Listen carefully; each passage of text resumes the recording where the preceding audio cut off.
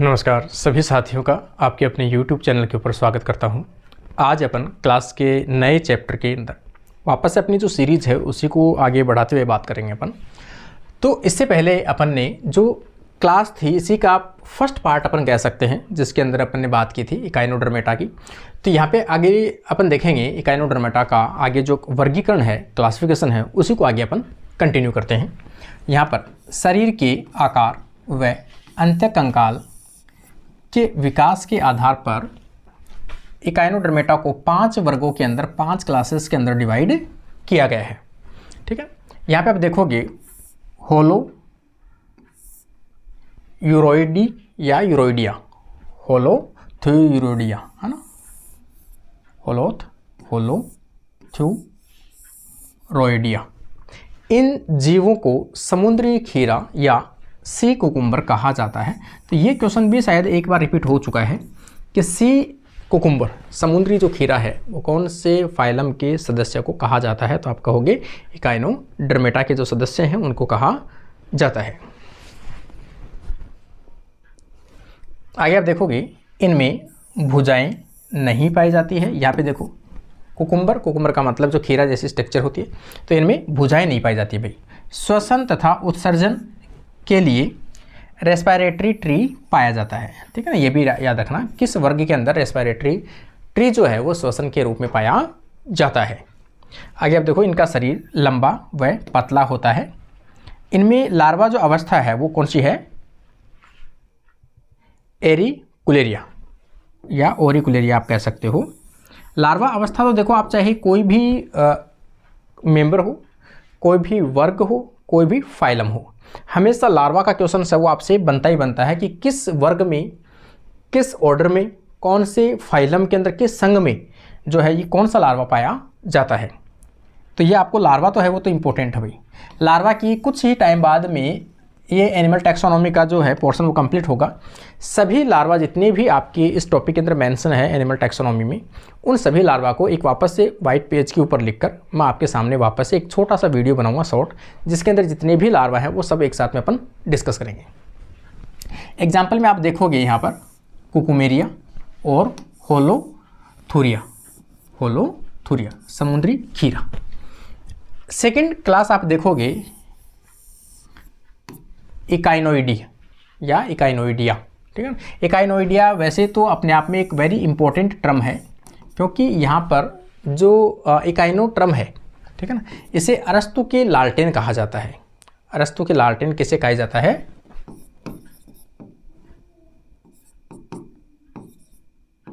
Echinus. ठीक है ना, इकाइनस को क्या कहते हैं, अरस्तु के लालटेन के नाम से कहा जाता है। ये क्वेश्चन एक बार आ चुका है। इन जीवों का शरीर गोल डिस्क के समान अंडाकार हृदयाकार होता है। मुख के चारों ओर अरस्तु की लालटेन जैसी संरचना पाई जाती है। तो इसे क्या कहते हैं, अरस्तु की लालटेन जैसी संरचना जो है वो कहाँ पाई जाती है, मुख के ऊपर पाई जाती है।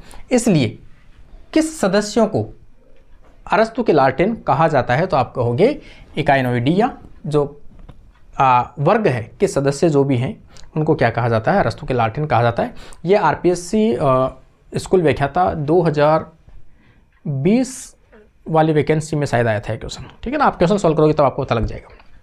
इकाइनस, ठीक है ना, इकाइनस को क्या कहते हैं अपन, तो यहाँ पर अरस्तु के लालटेन के नाम से जाना जाता है इकाइनस। और वैसे कहा जाता है सी अर्चिन, तो हो सकता है इस नाम से भी पूछा जाए। ठीक है ना, सी अर्चिन भी अपने आप में एक इम्पोर्टेंट मेंबर है। क्यों, क्योंकि जब भी आप डेवलपमेंट बायोलॉजी आप पढ़ते हो, भ्रूणीय विकास पढ़ते हो, भ्रूणीय विज्ञान, तो उसका एक ये मॉडल है। क्या है ये मॉडल, जिसके अंदर जो विकास का अध्ययन है, निषेचन का अध्ययन है, फर्टिलाइजेशन का अध्ययन है, क्लीवेज का अध्ययन है, उनके सेल के डिफरेंशिएशन का अध्ययन है, वो सभी किया जाता है किसमें, सी अर्चिन के अंदर। तो सी अर्चिन अपने आप में एक मॉडल के रूप में है डेवलपमेंट बायोलॉजी का। तो आपसे पूछा जाए तो कभी याद रखना आपको। इनमें भुजा है वो एब्सेंट होती है, लार्वा पाया जाता है।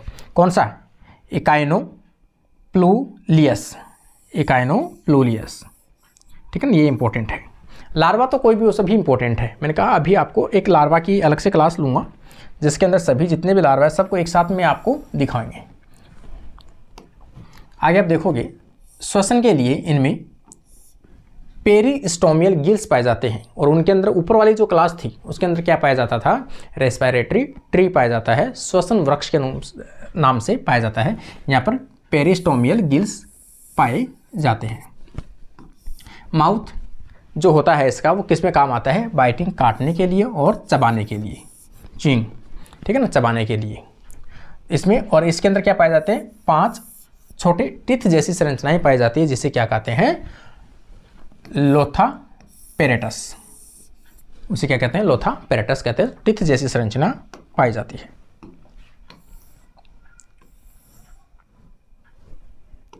देखो आगे अपन देखेंगे एस्ट्रिओइडिया।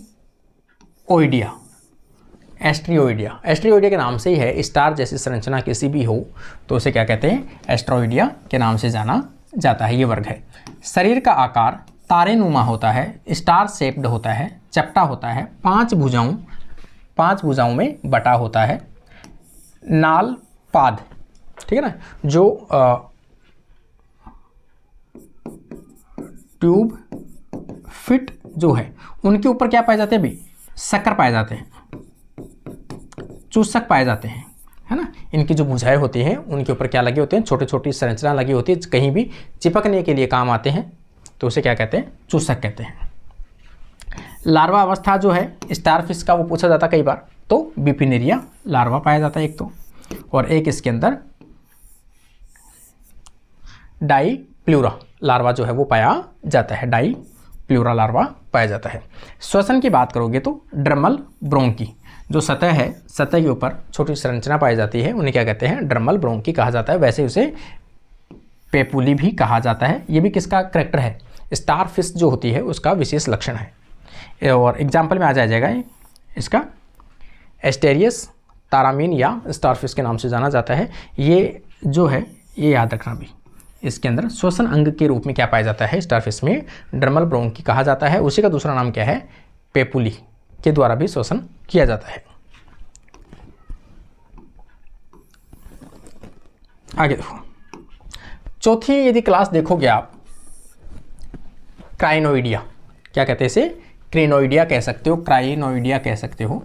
इन जीवों को समुद्रीय लिली, है, सी लिली के नाम से भी जाना जाता है। सबसे पहली क्लास थी जिसे सी कुकुम्बर कहा जाता है। सेकंड क्लास सी अर्चिन, अरस्तु के लालटेन कहा जाता है। तीसरी क्लास जो है उसे जलीय लिली कहा जाता है, समुद्री लिली के नाम से भी जाना जाता है। ये पादपों के जैसे स्थानबंध होते हैं, जैसे प्लांट किसी जड़ में, किसी स्थान के ऊपर क्या रहते हैं, जड़ के द्वारा वो जगह पे स्टेबल रहते हैं, स्थायी रहते हैं। सेम इसी प्रकार के इनके सदस्य हैं वो भी क्या करते हैं, इनके नीचे की सतह के ऊपर चिपके हुए रहते हैं, ठीक है ना। किसके द्वारा, सीरी के द्वारा चिपके हुए रहते हैं। सीरी पीछे वाला पोर्शन जो है एनस के पास वाला। भुजाएं 5 से अधिक तथा पीछे की होती है। पीछे की मतलब होती है कि जो ये भुजा है ये तो एक नॉर्मल भुजा है, ठीक है, ऐसी भुजा है। अगर इस भुजा के अंदर अपन यहाँ पे देखेंगे, जैसे यहाँ पे अपन ने ऐसे बना दिया, तो इसी भुजा को अगर आप ऐसे बना दो,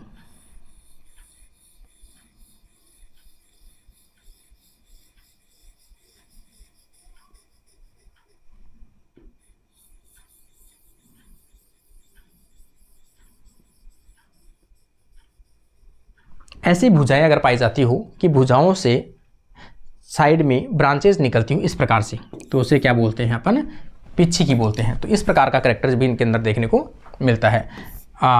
नालपाद चूसक रहित होते हैं। इनमें नालपाद जो होते हैं मूवमेंट करने के लिए उनके ऊपर क्या है, शक्कर या चूसक नहीं पाए जाते हैं। इनमें स्पाइन कांटों जैसी जो संरचना है वो पाई जाती है। इनमें स्पाइन का अभाव होता है।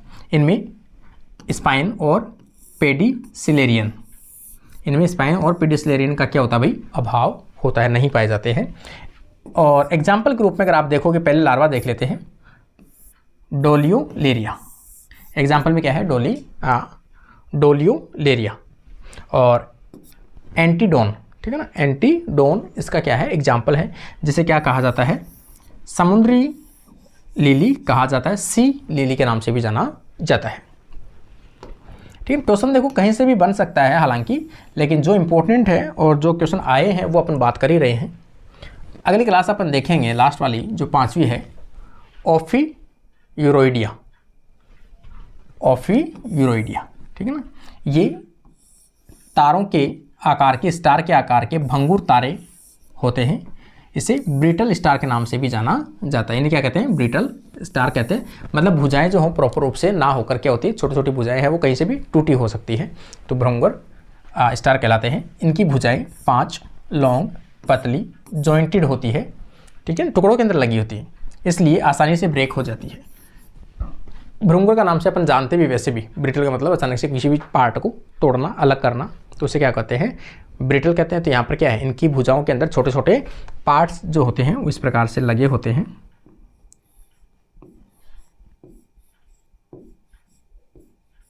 इस प्रकार की स्ट्रक्चर बनी होती है, तो यहाँ से इजी निकल सकते हैं ऐसे, ठीक है ना। इसलिए इसे क्या कहते हैं? ब्रिटल स्टार के नाम से जाना जाता है, ब्रिटल। और इनका लार्वा क्या है? ओफियोप्लूटियस। ओफियोप्लूटियस, है ना, ये लार्वा आपको याद रखना है। श्वसन आप देखोगे जेनाइटल ब्रोसी। श्वसन किसके द्वारा होता है इसमें? जेनाइटल ब्रोसी के द्वारा। एग्जाम्पल में आप देखोगे ओफियूरिया या ओफियूरा कह सकते हो आप। और एक एग्जाम्पल देखोगे आप ओफियोथ्रिक्स। ओफियोथ्रिक्स, और दोनों ही कैसे हैं? ये ब्रिटल स्टार होते हैं, ठीक है ना। स्ट्रक्चर मैंने अभी बताया आपको, तो दोनों कैसे होते हैं? ब्रिटल स्टार होते हैं। इस प्रकार से ये जो इकाइनोडर्मेटा था उसका शायद वर्गीकरण है यहीं तक था, तो वर्गीकरण जो है वो यहाँ पर कंप्लीट होता है, ठीक है ना। अगला जो पार्ट है वो अपन डिस्कस करते हैं यहाँ पर। जो संघ है, कौन सा संघ है? हेमिकोडेटा। तो आगे अपन हेमिकोडेटा के बारे में बात कर लेते हैं। हेमिकोडेटा, देखो इसके नाम से भी है हेमिकोडेटा, मतलब कोडेटा तो नहीं कह सकते अपन। कोडेटा के समान जो लक्षण पाए जाते हैं कुछ प्रीमिटिव प्रकार के होते हैं। कंप्लीट कोडेटा के कैरेक्टर ना बोल के उनसे लगभग समान जो कैरेक्टर हैं, कुछ उनसे पहले पूर्वजों जैसे, तो उन जो वर्ग हैं, उनके जो मेंबर हैं, उनको किस में रखा जाता है? हेमिकोडेटा में रखा जाता है। हालांकि पहले इसको कोडेटा के अंदर रखा गया था, बाद में पता लगा तो इनको इनवर्टिब्रेट्स के अंदर शामिल किया गया था, ठीक है। तो ये अधिकांश फॉसिल्स के रूप में पाए जाते हैं, जीवाश्म के रूप में पाए जाते हैं इनके मेंबर। हाइमन ने 1959 के अंदर हेमिकोडेटा को इनवर्टिब्रेट से अलग किया था, ठीक है ना। हाँ, यहाँ पर ये पहले किस में रखे गए थे? इनवर्टिब्रेटा में रखे गए थे, लेकिन बाद में पता लगा कि इनके जो कैरेक्टर है वो कैसे हैं? कोडेटा के समान लग रहे हैं, इसलिए उनको इनवर्टिब्रेट से उठाकर किस में रखे गए? कोडेटा के अंदर रखा गया। और वैसे देखा जाए कोडेटा में भी ना रखकर इनको अलग से रखा गया, जिसका नाम क्या रखा गया? हेमिकोडेटा के अंदर रखा गया, मतलब कोडेटा जैसे समान लक्षण। ये नॉन कोडेट होते हैं, है ना, कोडेट नहीं बोल सकते, इसे नॉन कोडेट के नाम से जाना जाता है।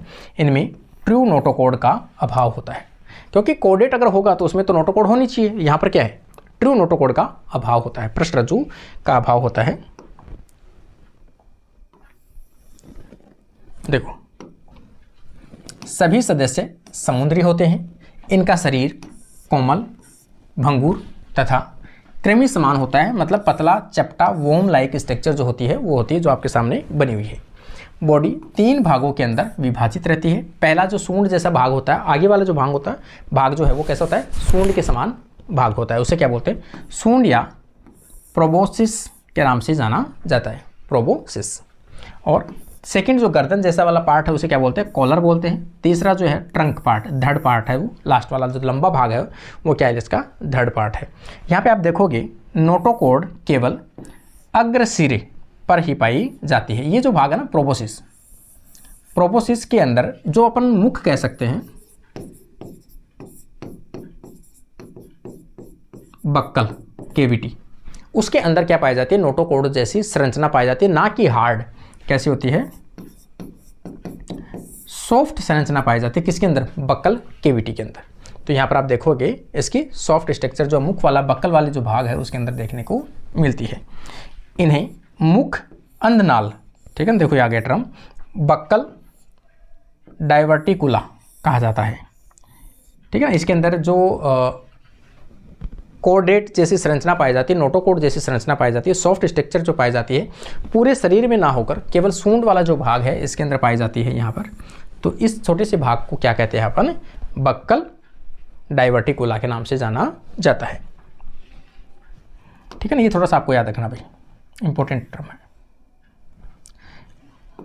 इसलिए बकल डाइवर्टिकुला कहते हैं, इसलिए क्या कहते हैं, नॉन कोऑर्डिनेट के अंदर रखा जाता है।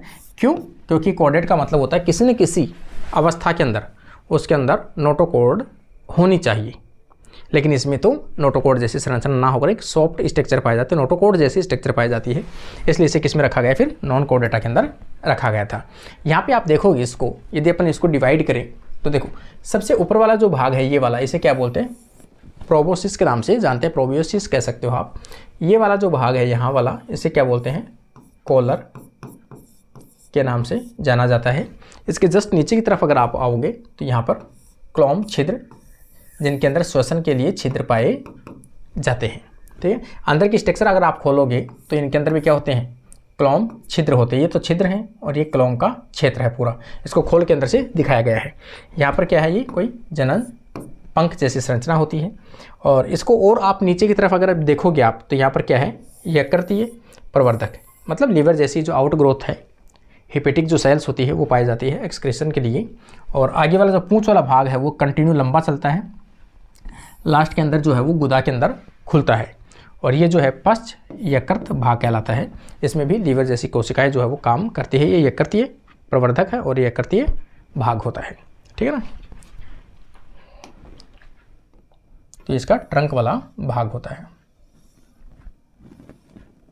आगे देखो, इनमें कंकाल स्केलेटन टिश्यू नहीं पाया जाता। ठीक है ना, इनमें कंकाल जैसी संरचना नहीं पाई जाती है। इनमें आंतरिक गुहा एंट्रोसील प्रकार की होती है। एंट्रोसील प्रकार के बारे में कल भी अपन ने बात की थी। एंट्रोसील का जो निर्माण है आर्केंट्रॉन से होता है, और उसको क्या बोलते हैं, आर्केंट्रॉन ही बताया था कि मैंने, एंटकोरिन के नाम से कहा होगा, एंटकोरिन पाई जाती है ना, आर्केंट्रॉन ना बोलकर एंटकोरिन बोला होगा।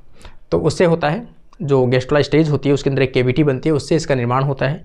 और बनती कैसे है कि जब उससे आहार नाल बनती है, आहार नाल से छोटी छोटी पाउच निकलती है, उन पाउच से इनका विकास होता है, छोटी छोटी जो कैविटी होती है उनका निर्माण होता है, उसे क्या बोलते हैं, एंट्रोसील कहा जाता है। तो ये एंट्रोसील प्रकार के इनमें सिलोम पाई जाती है। ये जो सिलोम है वो 3 भागों में डिवाइड रहती है, प्रोटोसील, मीजोसील और मेटासील। आगे वाले भाग को क्या कहते हैं, प्रोटो, बीच वाले भाग को क्या कहते हैं, मीजो, और लास्ट वाले भाग को क्या कहते हैं, मेटासील के नाम से जाना जाता है। ये पूरा जो डायग्राम है वो किसका है, एक कौन कर्मी का है, मेलेनोग्लोसस। ये किसका डायग्राम है, मेलेनोग्लोसस का डायग्राम है।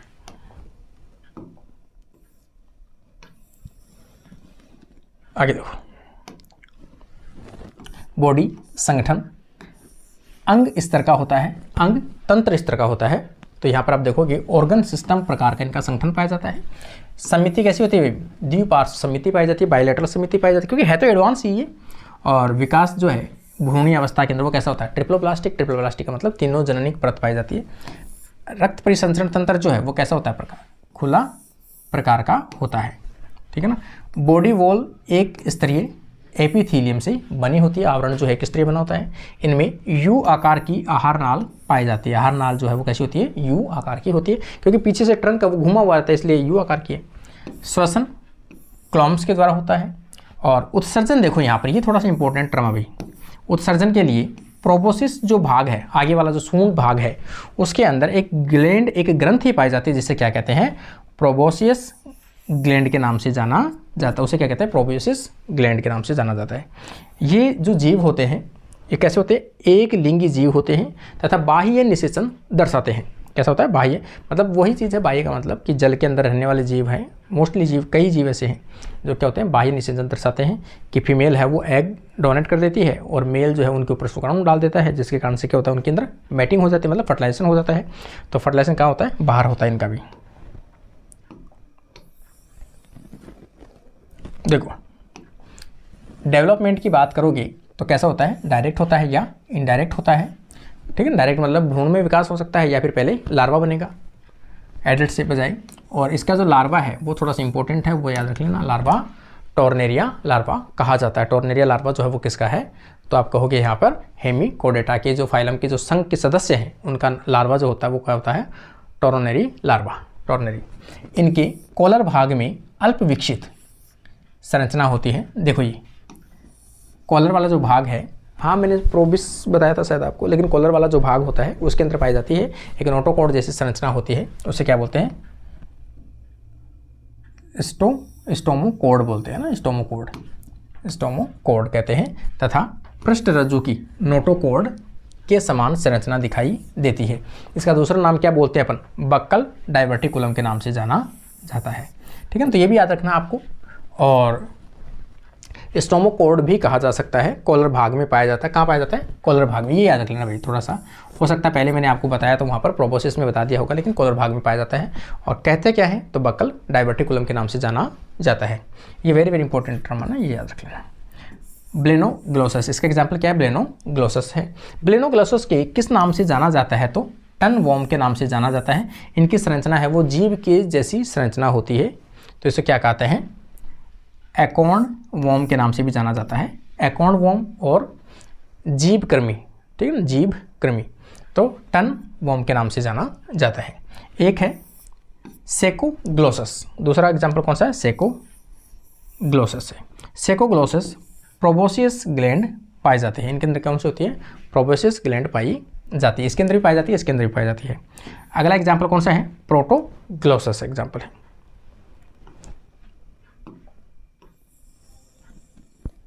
देखो आगे आप देखोगे हेमिकोडेटा नॉन कोडेटा व कोडेटा के बीच की संयोजी कड़ी है। कैसी है भाई, यहाँ पर ये कोडेटा और नॉन कोडेटा दोनों के लक्षण इसमें पाए जाते हैं, तो ये एक संयोजी कड़ी कह सकते हो आप, एक कनेक्टिव लिंक कह सकते हो। इसमें सीलियरी फीडिंग पाया जाता है, ठीक है ना, पानी से सीलियरी मूवमेंट के कारण से क्या होता है, अंदर की तरफ फीडिंग, मतलब कैप्चर करता है पानी को और पानी के साथ में सूक्ष्म जीवों को।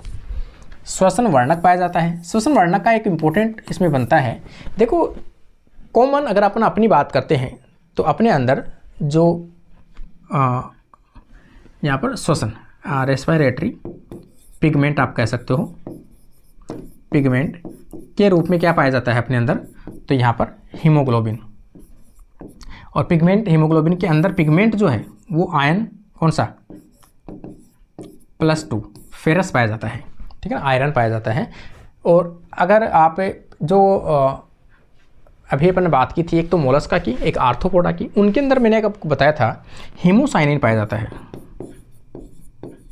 हीमोसाइनिन पाया जाता है। हीमोसाइनिन के अंदर कॉपर जो आयन है वो पाया जाता है पिगमेंट के अंदर। और इसके अंदर अगर आप बात करोगे श्वसन वर्णक के रूप में, तो इसमें रेस्पिरेटरी जो पिगमेंट है उनके अंदर वेनेडियम पाया जाता है। इसमें क्या पाया जाता है, वेनेडियम पाया जाता है। ये अपने आप में वेरी इंपॉर्टेंट है कि किस संघ के सदस्यों में वेनेडियम जो है एज ए जो रेस्पिरेटरी पिगमेंट है उसके रूप में पाया जाता है, फैक्टर के रूप में पाया जाता है। श्वसन जो है वो गिल्स या बॉडी सतह के द्वारा कर लिया जाता है। इनमें ब्रेन जो है वो नर्व रिंग के रूप में पाया जाता है।